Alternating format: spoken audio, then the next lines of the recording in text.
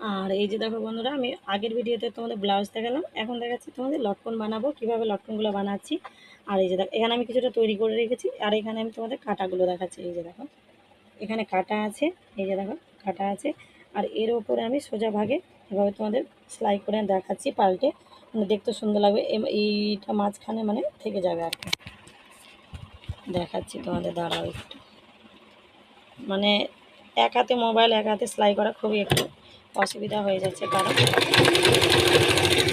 তোমাদের দেখাতে পারছি না, যেহেতু মানে মোবাইল থেকে করছি, ক্যামেরাটা উঁচু মোবাইলে।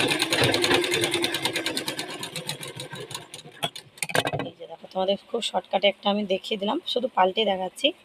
এই যে দেখো, এই যে দেখো, এভাবে পাল্টে একটা সেলাই দিয়ে দিলে খুব সুন্দরভাবে ভাঁজটা বসে যাবে আর কি।